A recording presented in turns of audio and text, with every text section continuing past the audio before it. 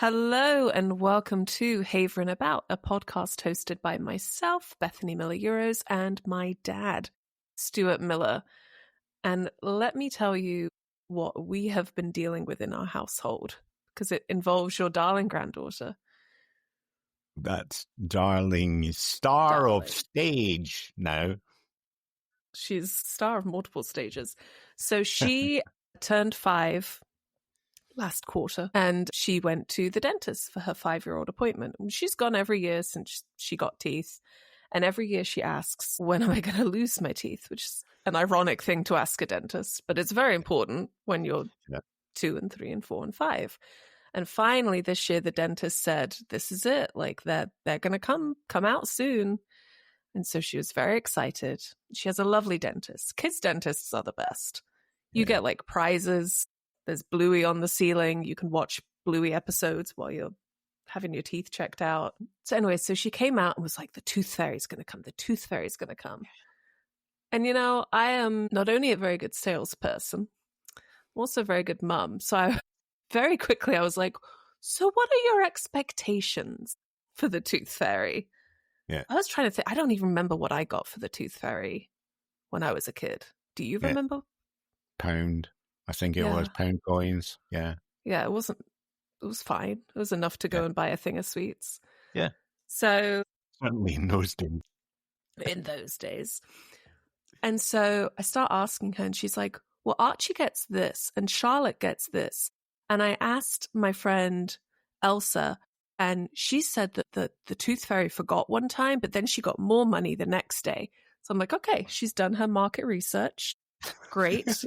She has some competitive benchmarking. She knows kind of what the going rate is. And I said, well, you know, what are you supposed to do? And she said, well, I leave the tooth under the pillow and then I get money in the morning. And I was like, okay, so you're expecting money. Yep. Yeah. And she said, yeah, one of my friends gets crayons, but I want money. And I was like, good. That's know your worth. She is her mother's daughter. Yes. And so I just loved it because we had this whole conversation and she hasn't lost one yet. It's I'm sure it'll come soon. Yeah.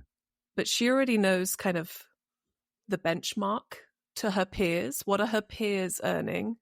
Yeah. She knows the payment expectation, you know, is this the next day? Because it's got to be the next day. Otherwise you're expecting more. So, okay, she knows what her net payment is. And, you know, and then she was talking about like the lore of the tooth fairy and the story behind it. Yeah. And so she really understands that there's value to this. It's not just because apparently the tooth fairy doesn't want unhealthy teeth. They only want healthy teeth, which I wasn't aware of. I was like, oh, so you need to brush your teeth twice a day. And she was like, yes. So I was like, okay, so there's some negotiation in here. And so I just loved it because it ties in so nicely to the conversation that we had with Chris Goff all around comp plans and salary expectations and payment terms. Here's this little 5-year-old thinking about all of those things. Like, what does she need to do in order to get paid? How much is she expecting to get paid? What are her friends getting paid? And it just ties in so nicely to the conversation that we had with Chris. So with that in mind, thank you for sharing that, Bethany. I'm glad she's in your house and not in my house because I'd be a sucker and I'm sure I would overcompensate. Which look, we still haven't confirmed a number because I was like, well, you know, we'll see. But I do know I need to keep some cash it's still in the house pretty quickly. CFO. Well, with that in mind, gentle listeners and viewers, please enjoy this conversation that we had with Chris Goff regarding sales compensation.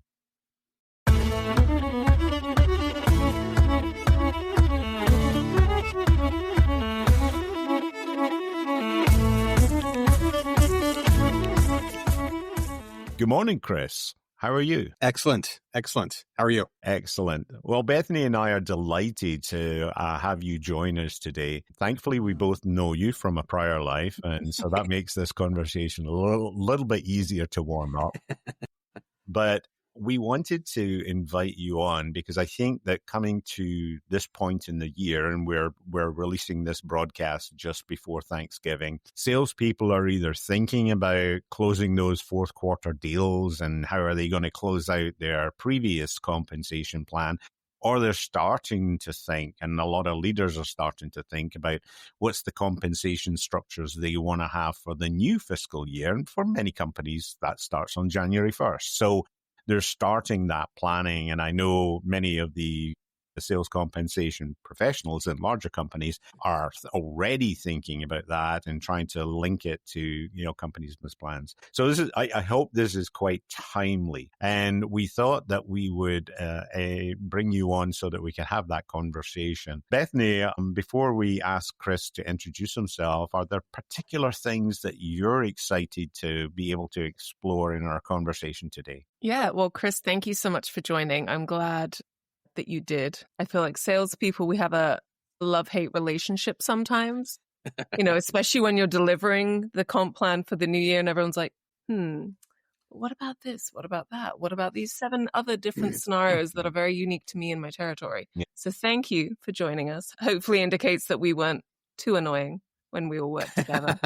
But no, I would love to just understand, as salespeople, we have a general understanding that the board or whoever owns the company sets a number that then gets trickled down into what is your particular quota for the year, and then how are you going to get paid out on that quota. So I know there's obviously a lot of work that goes into figuring out those numbers. So I'm looking forward to hearing just kind of the insider view of how do these things actually get decided, and how, I'm sure you've seen salespeople react in all sorts of different ways where it's like, why are they reacting like that? That was not the intended behavior, right, that we may be expected. So I'm just looking forward to hearing your insight. It's always good to know how other people in a company think. And I think it's very important as a salesperson or as a sales leader to really understand and lean on those experts in your organization. So I am here to learn and absorb.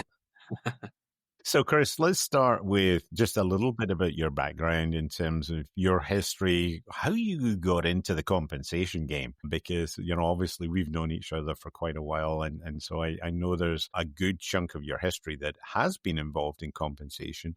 But, how did you get there? And, tell us a little bit about your experience along the way. Yeah, so I thought that I was going to go into public policy. And so I got a master's degree in economics, and I went to go work for the state of North Carolina, and very quickly realized that it's not a place that I wanted to stay for very long. Yeah.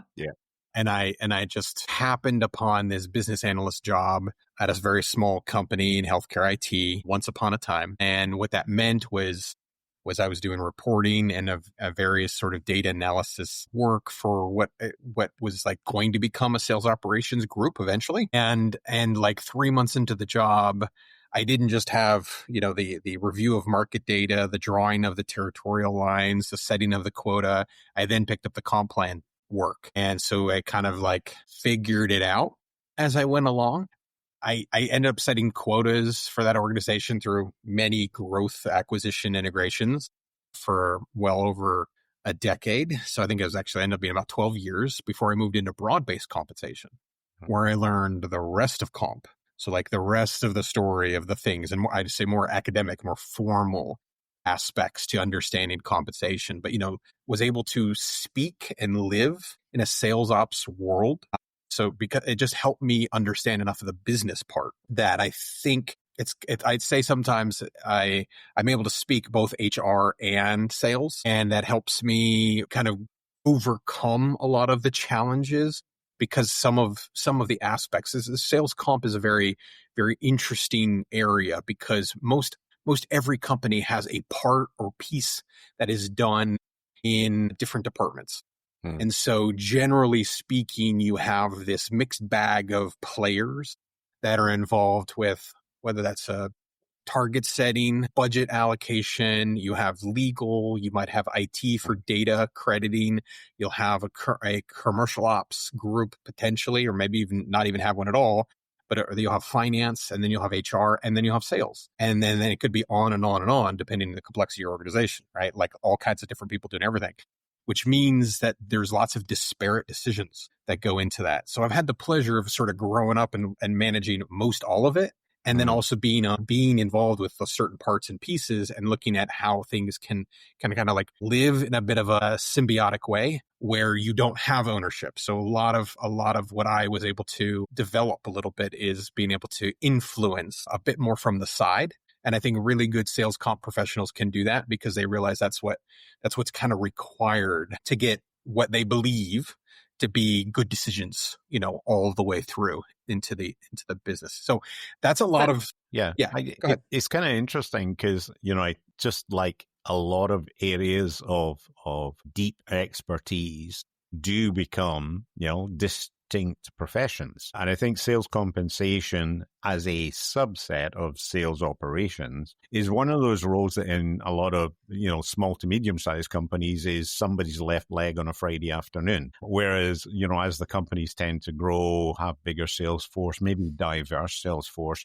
then the need to manage that complexity increases. And I know you participate now in professional organizations that are basically for people whose sales compensation is their job. Tell us a little bit about that community, and when you tend to see them, sort of like appear in different sized organizations. Excellent question. So if I talk a little bit about sort of like how I got more involved, I serve on a faculty position. I actually teach a variable pay class for an organization called World at Work that does certifications for total rewards broadly. So sales comp happens to be one of those areas, as well as broad-based compensation. And I kind of really got more heavily involved in that during COVID, as well as sort of building my personal brand and doing more like that content. In terms of when these jobs show up, it is a lot, like you said, in a sales ops world that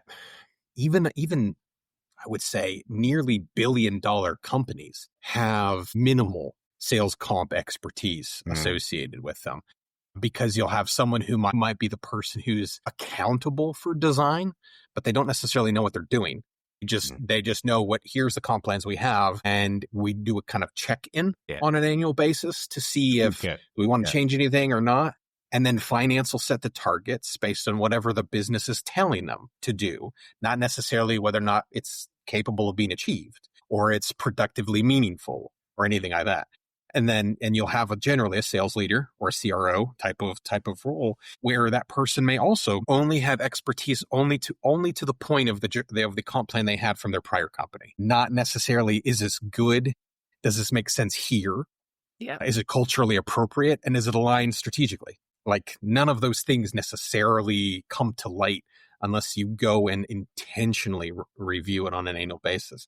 So, very large companies can have minimal to no, I would say, real attention to something that can have a significant impact to their organization. Yeah, and I think for some of those larger companies, sorry, Bethany, I'll let you go in a second. Some of those larger companies, and what I've observed is they try to design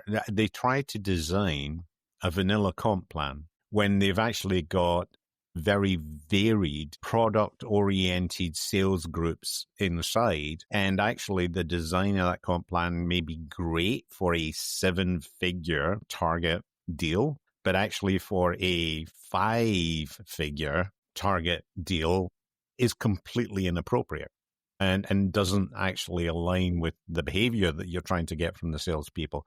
So even within a single organization, I do think there's this kind of attempt to shoehorn everything into one comp plan when actually it ends up being neither fit for one or the other because it's a kind of bastardized thing to try and solve for both. Is that something you've seen? Oh, absolutely. And this is like a gradient of extremes where we have organizations who really only want to have like one comp plan and everybody gets it. Right. And then you have every single person has an individual comp plan. And neither one of those are good things. And so finding these somewhere along the spectrum of this is ideal. Yeah. And what I sort of line up with is the job content. So it's a very HR answer here, but really, what are the underlying differentiations? These are daily responsibilities that are different from job to job. So if we have 15 jobs, ideally we don't have 15 comp plans, right? But probably you'd have different aspects of the coverage model that need to be positively reinforced in a very particular way, differently, because execution looks differently based on the way you have a portfolio of offerings. Even if you sold the same thing, as soon as you sell it in different segments, geographies, customers, you name it, right? Price points, subscription models, et cetera, you're probably going to have something that's a little different, even if it's as simple as inside sales needs to be paid differently than field sales. And then we have all these kind of cuts, if you will, that should be something that is incentivized differently. And it does go along with total target cash as well for the job, because not everyone should be paid the same way either. 100% agree. I've been at a company before where they were like, don't share your comp plans because they're all different. And then, you chat with your buddies and worst kept secret. Everyone talks, everyone compares. And then you look and you're like, well, yeah, you're getting 7% for that. I'm getting 10%, but we do the same thing in the same territory. Okay. And then I've been on the flip where I've been paid the exact same amount if I'm selling to a huge 7-figure multi-year as the person selling new business tiny clinics. And the only thing that's different is, their OTE is this and my OTE is this. And I remember even as a young sales professional being like, that doesn't feel like it should happen. Like it's totally different selling strategies and efforts and styles. And so I feel very validated that you're saying that it should be different, but not so different that, it feels like they just threw some numbers out and said, well, we like this person. Let's give them 8%. We kind of think this person can sell more of that. And I have seen that before where I worked with one organization that was so very focused on equality, because it really wasn't equity. It was equality amongst the sales population, that they gave everybody the same comp plan. So same base, same variable, same commission rate, to the point of it watering down everything because they had different jobs. So it doesn't really make any sense because they're different. It's the one thing about like pay is that it's very rare that you'll ever come across two people that are exactly the same. And so the very nature of that means that there's a need to reward for both their prior efforts as well as the expectations of the work that they're going to be doing. These are two things that we account for when we structure compensation in some capacity, which means we are allowing ourselves a reason for differentiation of pay. But there's got to be a reason for it, of course, right? It's just one of those things. An organization has to do its homework in order to justify differentiation of pay. Yeah, it's interesting because, oftentimes I used to, when I was coaching salespeople that worked for me, one of my favorite phrases to all of them was, if you don't know what to do on a given day in your job, read your comp plan. Because basically that is your set of instructions from the company. Now, defines your territory, defines what you'll get paid on, and so on and so forth. So I think, I've always tried to argue that the compensation plan should basically be your set of marching orders as to what the company is asking you to do. Now, sometimes that becomes challenging because that clarity isn't there, or there are, conflicting information there. And I think no doubt. Experienced sales professionals over time develop this kind of sixth sense that when a comp plan is issued for a new fiscal period, that they read through it and they start the what I call the reading the chicken's entrails of the chicken, because the chicken is there, but they're like, okay, now I need to get into this a little bit and work out what is really to my advantage here, and sorting through to basically parse down what they think is actually very important. And I know just from being part of sales communities inside companies that oftentimes a lot of the discussion between the individual contributors was, all right, what does this really mean? I know that they're promoting this product, but that's got a lead time of this, which means it's actually, I'm not going to be able to achieve this wonderful, bonus that they're going to associate with that because the sales cycle is too long. And so therefore, this comp plan is not going to be meaningful to this brand new product that has come through, because even if I start selling it now, it's probably not going to land for 18 months. So therefore, I can kind of ignore that piece that's there. And I think that's part of, what you're saying in terms of in the background. So I'm going to let Bethany approach this from the individual contributor perspective, looking at 2026 going forward. But for sales leaders who are the CRO and his team who might be sort of advocating for various adjustments to the compensation plan, as most sales leaders inevitably do, to try and either retain their people or, to support a particular product they think is important. What advice do you give to sales leaders as they're contemplating the new fiscal and how they can try and influence the design of the comp for the coming year? Well, I tend to be an advocate of making sure that you're doing your homework to start off with, which in this case means if you have a particular opinion, let's validate that in some form or fashion before you take it to the next step, right? And so let's say a question of, I don't feel like my folks are as motivated as they could be. Great one, right? I think there's a lot of people that there's also a lot of people who will say something to the extent of I don't feel like, and we've lost a couple candidates. I'm not sure if we're competitive, right? Fair enough. So those are like two big ones that might come up probably they never stop, most likely. But there's a little bit of like, okay, let's dig in on this. Let's figure out what the root cause is. And now ideally you have some help in the organization. I don't know, maybe you don't. But you want to go and find out. So like from a competitive perspective, there are resources to go and investigate the total target cash compensation side of a sales incentive plan. And if you're in tech sales, you should have heard of something called RepView.com as an example. Now it's just one data source, but it is something that exists that people know to go to if they're wanting a sort of point of comparison. There's also other, like other things that just by scrolling through LinkedIn or any of the job postings to kind of get an idea of the ranges of pay. Obviously, there are some problems with that, as we all know. But there's also very, very, one of the things I think that are underutilized is call some of your recruiter friends. Those people know what's going on at all damn times. And they'll be able to speak to kind of what it is that those, what is it that's going on. Now that's going to give you like a comp, like maybe the skeleton, right? If you want the innards of that, you may want to look at something, like my book or like my blog posts. Because if you don't want to pay for my book, you can certainly go through and read the same thing in so many of the blog posts that really just point out a specific issue. No, but related please to go and buy Chris's book.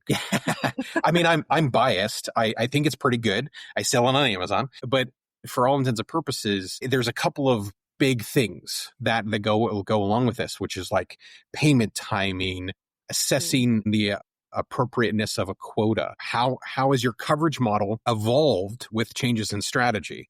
So do we have a sort of internal conflict? And I think that's probably something we're going to talk a little bit more about in the next few minutes. But there's some of these things that you're needing to make sure you go and do, and so that you can then bring it up to those other decision makers, because every organization is different. Because it's always hard to know exactly who can move the organization. And sometimes it's finance, sometimes it's just the CEO and just says, this is what I want, period. Sometimes sales actually has a seat at the table. Sometimes it's HR, it all depends.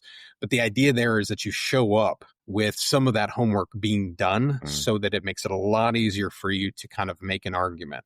So that's kind of one thing that I would say that all sales leaders need to make sure that they come equipped with that. Now, There is an interesting thing about philosophy, though. I'll speak to two examples that happened to be back to back in my career. So I was with one organization that had a culture of that the entire sales organization was expected, based on the revenue targets that were set, to be able to achieve, on average, about 50% of on-target earnings. And obviously that was a variance across people who had just literally come in the door and were just starting in their territory, all the way through to people who were multi-year achievement award winners, et cetera, who were exceeding their quota. And I went from that where it was probably about a third of people hit quota and got some kind of attainment. And that, attainments like President's Clubs and foreign invitations to Golden Circle or whatever the branding is of your recognition awards inside some companies. Is an interesting badge of honor for a lot of individual contributors because they see that as a cap, an achievement cap for them, in addition to the cash going into the bank. And that was one culture where it was about a third of the sales force qualified to be able to get achievements of different levels. And I went to the next organization whereby for 2 years running, nobody made quota in the entire sales organization because their culture was they set targets and the expectation was, if somebody makes it, then that's going to be extraordinary. And I found it very jarring to go from one environment that had a very clear view as to trying to create an incentive culture and another one that just was, in my opinion, completely oblivious to that being maybe not the most motivating of environment if you're looking for people with hunter behavior. Yeah. And I think there's more than one way to approach the sort of design that comes across in these worlds. And so one is an achievable quota with a lower target incentive. Mm-hmm. And the other one is an unachievable quota with a unachievable target incentive. So you could have like a X quota and you could, on paper, make a ton of money. And you may end up with the exact same amount of on-target earnings delivered, right? So you could essentially have those same scenarios and be like, oh, I'm at 50% of quota and make the same amount of money for 120% over here. But the problem is there's a psychological sort of side effect that we have with that second one, like you said. People learn to sort of cope with the perception of mediocrity in that scenario, in that environment. Then it's okay to achieve what the organization has established because we pay very well for underperformance. And so there's a clear side effect that you can't unlearn the longer that person's there. And so they'll have really significant challenges sort of moving on to the next place unless they have the remnants of the first one, if you will, large enough to kind of like overshadow this doesn't seem right, as you said. It doesn't feel right because it's a bad play if you really want to behaviorally reinforce the desired thing that you have a performance management mechanic of some capacities says this is what we're willing to pay associated with this level of performance. And if no one ever achieves it, by the way, the median of quota attainment is, and it has been like this for like 20 some odd years, is approximately 50% of people. So when you ever have a scenario where you're not getting in that 50, 60% of your people achieving quota, then you are off from what everybody else is doing. And it's okay to be different, but I don't think that's the brightest approach to accomplish it. Bethany says, if you don't subscribe, I'm not allowed to make any more dad jokes. Which honestly might be a selling point, but still, subscribe anyway, please. I once interviewed for a company that had like 15 salespeople. And, I got to the stage where it was like, okay, tell me about the comp and, how many percent. The normal interview question for salespeople, what percentage of your people made quota last year? And they said, 100%. I said, the whole sales team made their number? And they said, yeah, and we have for 6 years straight. Wow. And I went, okay. And so I was like, well, could you send me the comp plan? And they said, we actually just hired a new CRO and he's rewriting the comp plan right now. And I was like, none of you are going to make quota next year. And I was like, I bet you that 100% will change. And they're like, well, why? Why would it change? Right. And I'm like, because it's not good in a roundabout. Because the other thing as well, in that particular company, once you hit your 100%, you didn't get paid anything more. Oh. And I was like, oh, no. Oh, interesting. So you're capped at 100%. And I was like, so what do your reps do for the last 2-3 months of the year? And they were like, oh, they're still working. I was like, no, they're not. Working. They're not working. Well, they're setting in a roundabout way. What a great ride for January 1. Yeah, exactly. They're sliding.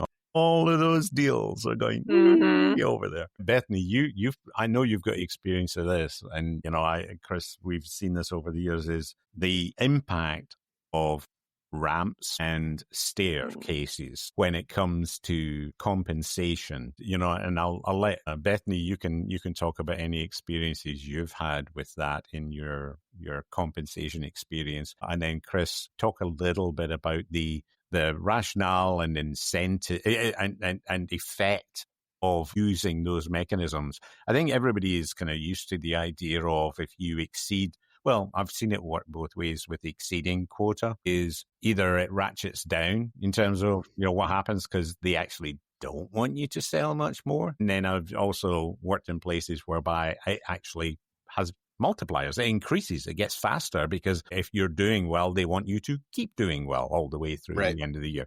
So I think that's the odd thing about sales compensation design is it's as much philosophical as it is economics. But Bethany, what's your experience with ramps and stairs, etc.? Yeah, I mean, it's a blessing and a curse, right? Because I think a ramp is, in my opinion, and you can disagree with me as the sales comp guy, a ramp is only as good as your sales onboarding. If your sales onboarding is effective and you have good sales enablement teams who are going to train you up and get you going, great. If you are told, as I have in the past, well, here's our deck and here's the product, go sell it, that ramp can be very, very non-useful depending on what the organization is like. So they're useful, they're nice, but I'm not blown away by them unless the company itself is very well organized. Yeah. And so when we're talking about a ramp, are we really talking about a proration of quota? Is that just to be in sync on the language? Is that what we're thinking? I think I've seen multiple designs of ramps and steps used. I've seen them whereby, basically it was literally a different percentage for Q1, Q2, Q4, i.e. Got it. They bias towards paying out more on Q4 deals. Well, guess what that does? It incentivizes people to sledge their deals into Q4 because they're going to get paid more on them. I've seen it whereby it's like until you achieve 25%, you're only getting paid A. But as soon as you achieve 25%, you get paid A.5 between 26 and 50, and all kinds of complicated things that basically mean that your compensation is skewed towards quota. And I think the most egregious I saw of it was that if you sold 80%, you actually only got 50% of your OTE because of this ridiculous ramp that was there, because that was so biased towards a proportion of the compensation being in that 80 to 100%. And oftentimes that is done because the company has an experience, or whoever is running the compensation design has an experience of lots of people getting close to their OTE and going, that's good enough, in terms of for their lifestyle and what they're looking for. And maybe they're not as motivated by, spending a week in Hawaii or whatever the attainment, sort of boost is. And so that's what I mean by a ramp. And it can be designed in different ways, as I described. So, I'll use slightly different terminology to kind of try to explain in a couple different ways, because I think of ramp in a more of, let's say, a new hire scenario as a default, where I'm kind of thinking of because I'll say this, it's like everything that you described is kind of modifications to a pay curve. And so there's this XY axis between pay and performance. And so along that pay curve, you may essentially withhold pay entirely, like a true threshold, where it's like, well, you don't get paid anything until you get to X%. right? Because you're working for the company until we make enough to pay for your salary type of thing, right? And that does make a lot of sense in certain organizations, not usually in tech, candidly. It's not as a common thing. But there's also the modifications to the pay curve that involved withholding of some capacity or step ups. It's just like the concept of a cap, right? Ideally, best practice in sales comp is not to have a cap, but there are certain scenarios where it may make sense. It depends on what you sell. So like if you have a true capacity issue, like manufacturing, where you genuinely cannot sell, like the company cannot deliver more than a certain amount, then there are certain times where you need them to stop selling for periods of time or sell less. So there's a declining marginal productivity aspect that goes with a declining rate over a certain amount as well, right? We can see that those, depending on the business you're in, sometimes it makes sense, sometimes it doesn't. But the usage of a ramp for new hire, as an example, is meaningful only, and Bethany, I think you said it correctly, it's meaningful only in the way that the company can actually support the intent. And so if it's like, we need you to learn how to sell things our way, and so what we're going to do is put you to school for a couple weeks. Well, so what we're going to do is we're going to prorate your quota, and we might even prorate your variable side as well. And then if you overachieve, if you do it right, if you overachieve, then you actually get this sort of like golden handcuffs type of thing, because you have a really good experience on your first year of comp because we prorated all of things. If you're successful, win-win, right? That's how I like to see those sorts of things play out. It doesn't always work that way, mind you, but that makes a lot of sense. Stuart, to the sort of rest of what you were also talking about is it's like there are certain sales functions that are so separated from the reality of the act of selling that, and I mean this from let's say a procuring cause of influencing others to purchase, right? And actually having a contract. So like med device type of areas, pharma, where you really can't even pay people for the thing that you need them to do because technically that's illegal. And we have those sorts of scenarios where it gets a little bit more complicated to figure in these proxies for like, well, how are we going to pay these people when we essentially need them to do educational marketing, right? And so they're selling, but not really selling, but they're a sales force. And so you do have some of those challenges where you have to construct mechanics that are more of like, run rate revenue. And so you have these threshold scenarios where it's super complicated. And I'll be honest, they don't really work. It's just what people expect. Yeah. And sometimes that's just how sales comp evolves, we picked something once upon a time and we're still living with it 20 years later. And you also get the whole new CRO. Well, this worked for me before, so we're going to redesign around this. Oh, absolutely. There's lots of what I call inherited grief that happens when you get married to a new sales leader. But I've seen it happen with the new CFO as well. New CFO comes in and everybody in sales always is paranoid about finance because they always think they're trying to take money out of their pocket. Yeah. And sometimes they are. Yeah, but it's entirely justified many times. And so from that perspective, I know we've both experienced CFOs in our time that, we're not even shy about sharing their opinion about that in terms of, the way that sales were compensated.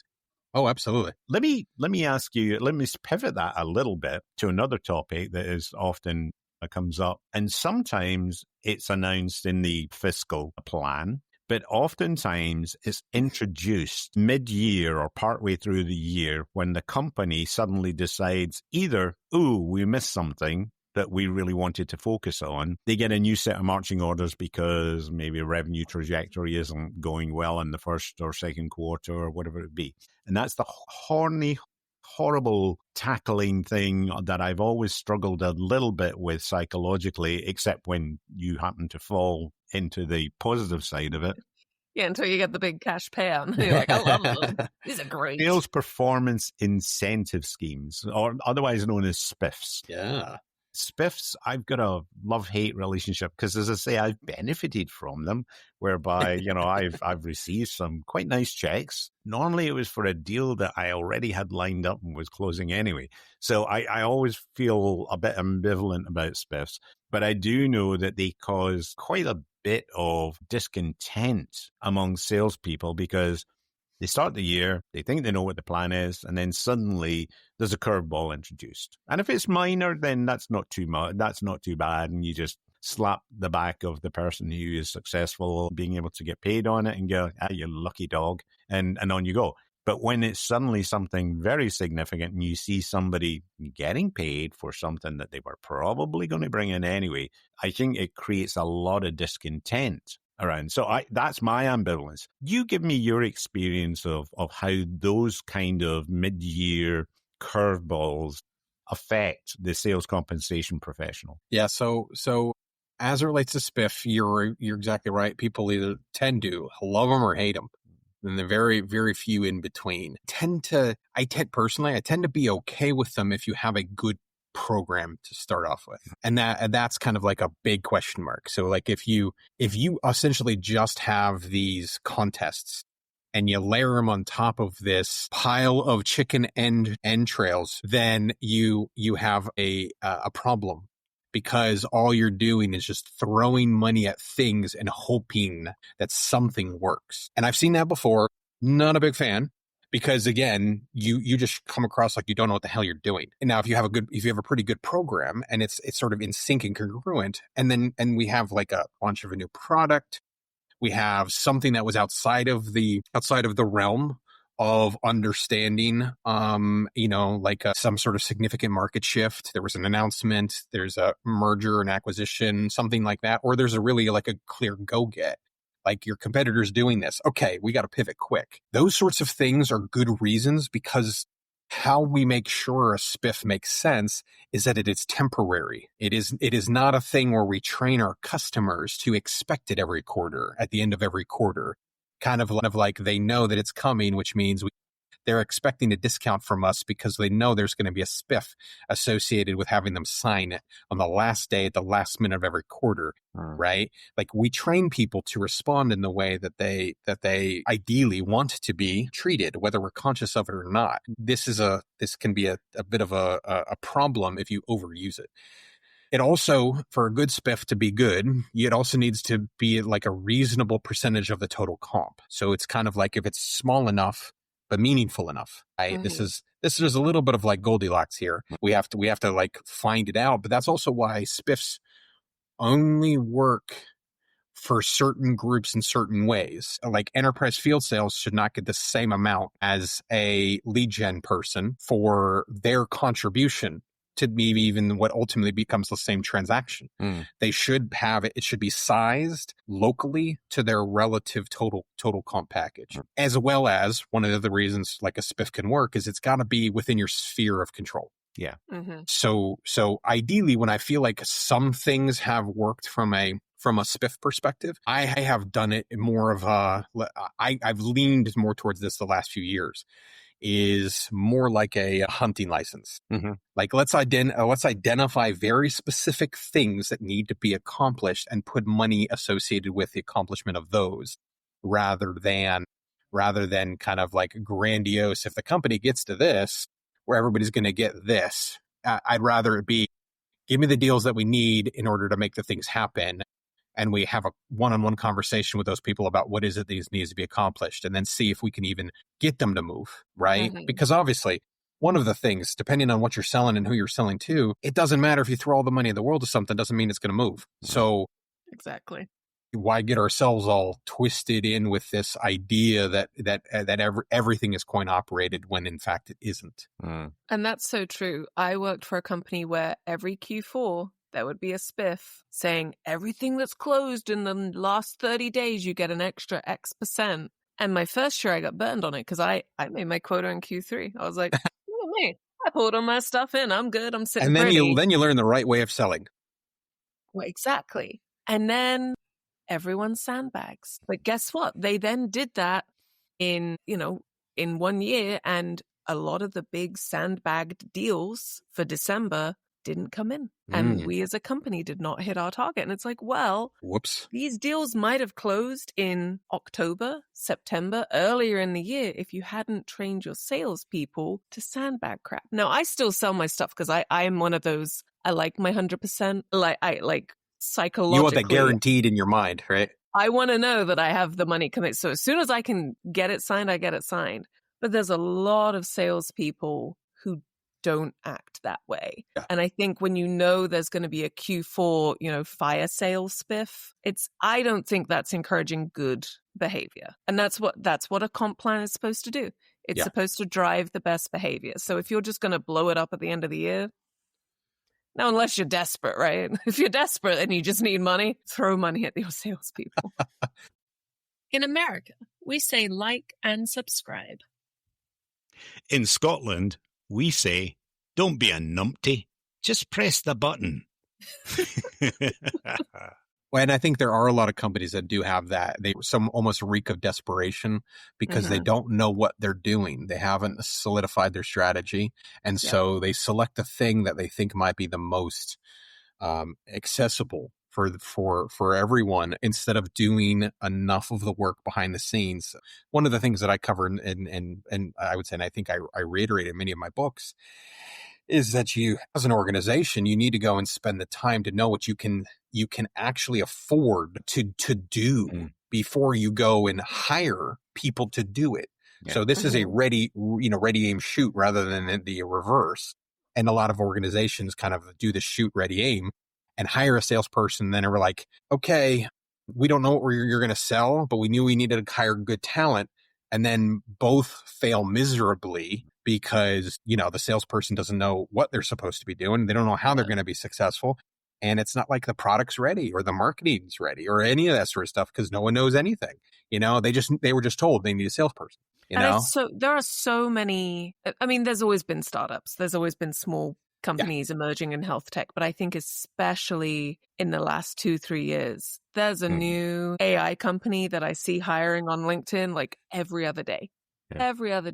And a lot of them, it's sub 50 people. Maybe the founder has been the one selling so far, or they've had one sales guy who's like a buddy from that founder's old world. And they move forward and they get to a point where they go, okay, we need to build a sales team and we need to build a comp plan to support them.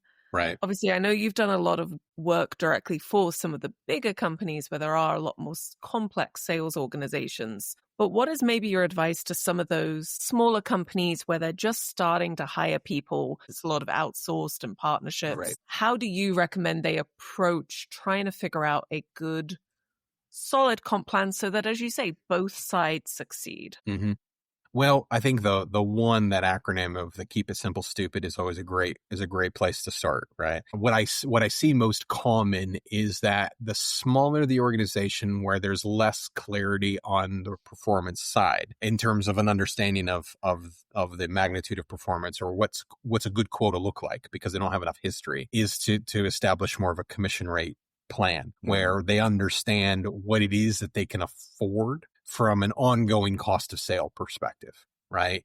And then as you learn more things, then you can start coaching and developing more of a plan of understanding and ultimately shift to maybe more of that bonus style where there's differing levels of payout. So I think the simplest one usually is figuring out a commission rate that is acceptable for you to be able to afford. And then what you have to do is also do enough of the math to figure out your personal cash flow of the revenue associated with those contracts so that you can establish enough of a sustainable organization to the thing is, what you don't want to do is have somebody wildly successful selling things and then not have the cash to pay them.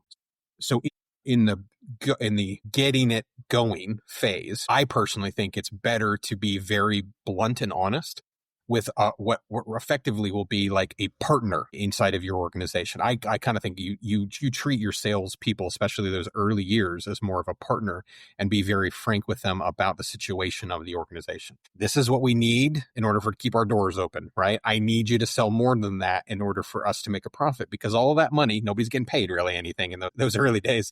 All this money needs to go into the development of the product for the next year and the year after that. And in that world, there's genuinely a true cash flow issue. And so figuring out how, like the organization can be comfortable enough to be able to pay that person while at the same time making sure that they don't get themselves into a situation where they go belly up. And in some cases, that means delaying the comp to be able to account for that. But I do think this all involves a point of transparency, right? It's interesting because, I think that your approach is the right one for that smaller company hiring their first one or two salespeople, i.e. sales professionals, as opposed to the founder going and being the pitch man, is just going with a straightforward 2% of first year sales, 5%, 8%, whatever the number is that makes sense from a cost of sale perspective to be able to offset against that. The thing that I see that often happens, though, is that they reach that mid-size where they're going to scale up now to having, 10 to a dozen salespeople. So therefore, we need a sales leader, we need a CRO, and they hire somebody and they immediately, that person comes in normally from a much larger organization and drops their sales compensation structure in, which is designed for several hundred, maybe thousands of sales in the organization, and they just go, we're going to have this complexity, and go, boom, drop the mic. And I think that kills a lot of those kind of entrepreneurial organizations for a couple of reasons. One, it's so complicated that people can't get their head around what the heck am I actually trying to sell, and how can I be successful here? And then secondly, it becomes impossible to administer because there are so many variables involved in the design of it that it becomes a weekly 8-hour analysis exercise. And then lots and lots of contention and disagreement about, well, was that threshold met? Did they cross this trigger? And it just becomes very, very difficult to administer. But let me pivot so that we can bring things to a close. Obviously, there's so many things I'd want to comment on that. Well, maybe we'll record that on a follow up with you in terms of sort of like over design, and then how the heck do you administer plans eventually. But where I wanted to take things to bring us towards the close was 2026 is coming. Can you think of advice that you would give executive leaders that in terms of trends that you see occurring now from either your own direct experience or the networks you're part of? What is the new hotness? What are the trends that are starting to happen in and around sales compensation? And then for individual contributors, from Bethany's perspective, thinking about what should I expect to see with that, and basically how do you respond and react if you're an individual contributor and suddenly there's a radical redesign of what you've been used to based on those emerging trends?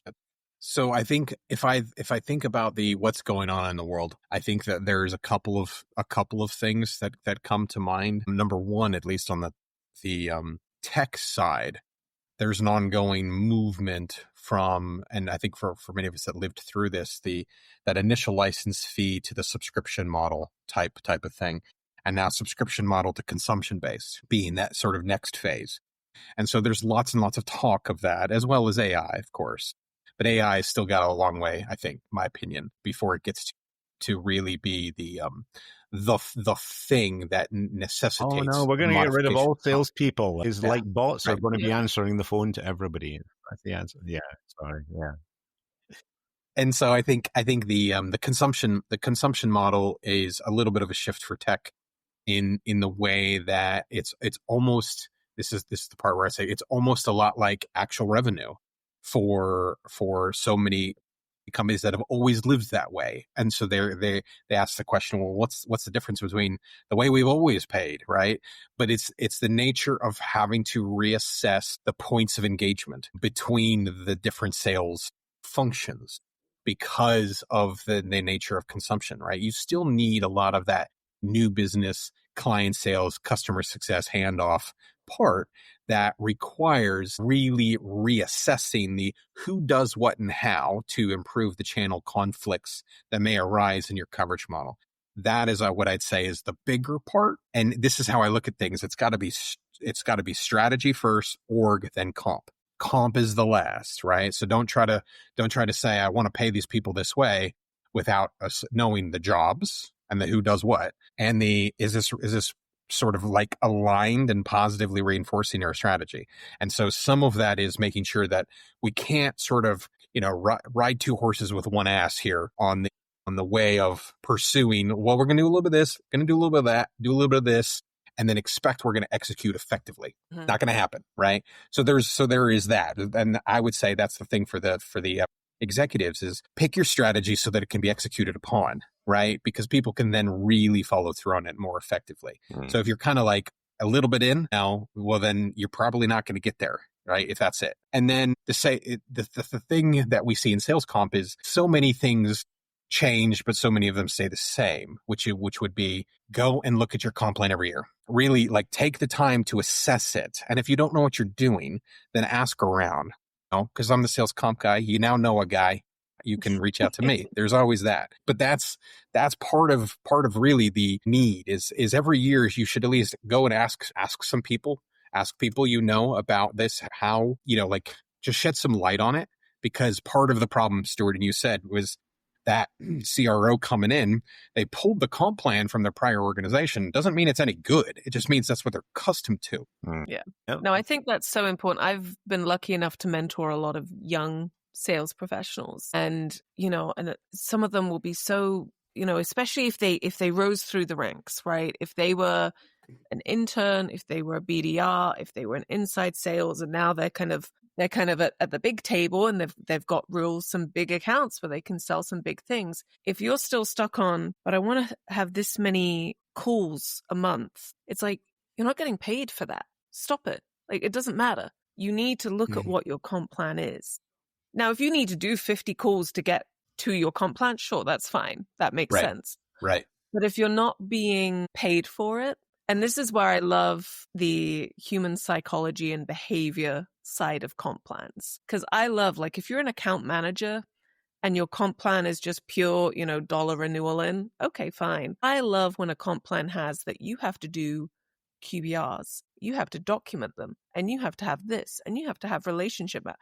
I love when you're explicitly telling the people, look, yes, you need to get this many dollars in, but this is what you need to do in order to achieve it. I enjoy a comp plan like that because I think it's easier to achieve. You're like, I can do QBRs left all day, easy. But it's behavior. You have to look at the behavior. And if you don't understand it, go to your trusted peers. Go to the people that made their number last year and be like, hey, could we just get on a Teams meeting and you talk me through how you're understanding this? Talk to your manager, talk to another manager. It really is, your CRO is not going to sit on that call when they announce the comp plans and be like, this is what we need you to do and what we want you to do and what we're really saying here. No, they're going to just read through line by line and, they're going to remove some of the detail and the narrative behind it. I think it is an important thing for people to figure out the path that translates into their greatest level of success. And there's more than one path to be able to do that, right? I mean, if I'll use baseball, there are home run hitters, and then there are singles and doubles hitters. There's people that steal bases and on and on and on, right? And your combination of how you make money can be limitless, but sometimes it is as simple as you got to do these things. And that probably is something that many folks who might ultimately be B and C players don't ask enough of the questions of the people that are making the big money on a regular basis. Tell me how you do this every year. Tell me what you're doing so that I can go and, participate in the secret sauce, as it were. And that's because ultimately, coming from a sales compensation professional, I would prefer more people make lots of money because I set up a comp plan where if you're successful, the company's successful. We actually don't want you to underperform. I want more people to overperform.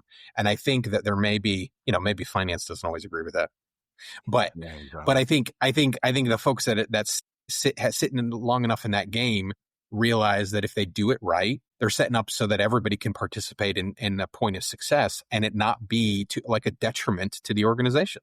Both things can be happen. And it's a good thing if it does. I think that it's kind of interesting because this is where the sales leader's role becomes very important in terms of matching the personalities and competencies of the individual characters they have and which roles they're playing and what triggers them. Because, like Bethany described, there are some people who do like a grind. They don't like going whale hunting. They don't like, I've got 2 chances to make my quota all year. Right.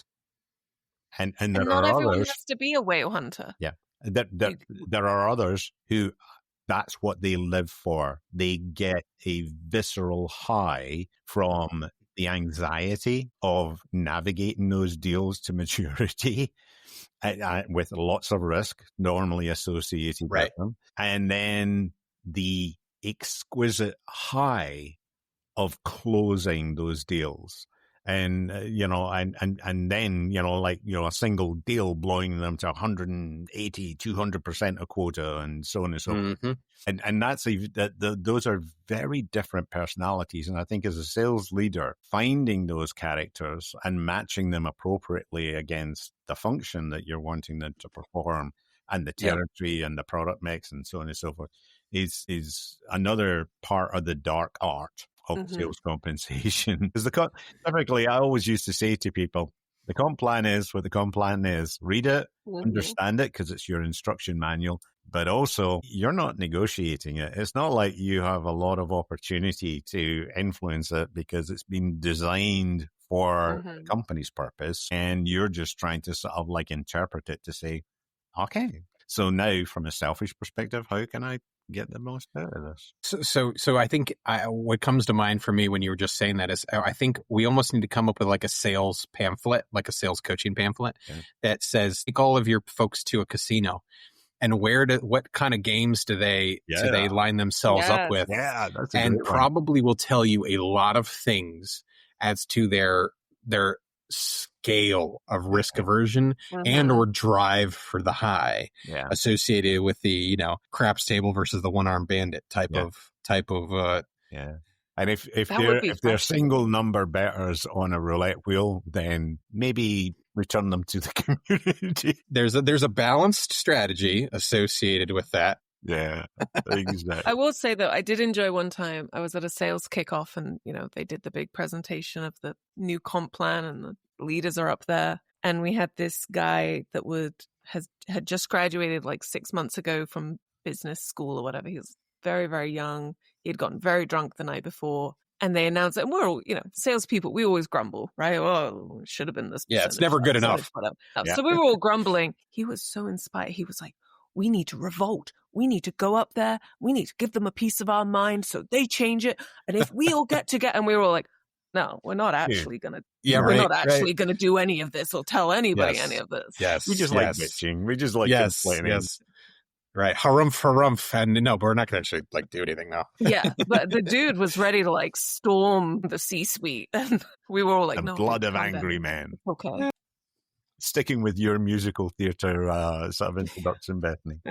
Well, Chris, I feel like we could talk for at least another hour on these topics, and maybe Easily. we will. Maybe we'll find an opportunity to have you back and everyone can submit the stupidest comp plan they've ever had to work against. Yeah, that would or be you've great. Been told to create. Yeah, in the comments, please, if anybody has got the my God type examples of compensation plans that they have had to sort of suffer through.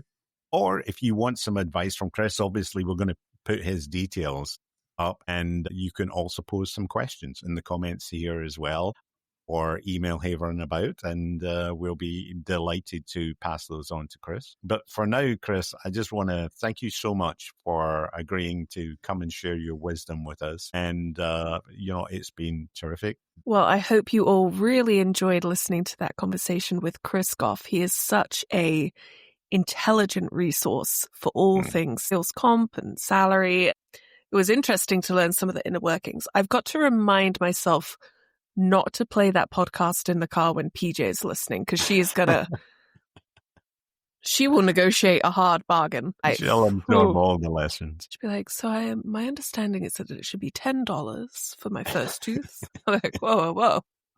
Let's negotiate down. Exactly. And if you need help, then please, we've got Chris's details. And remember, it's the Sales Comp Guy. And you can find him on LinkedIn. He's got his own website, and we'll put those links in the description.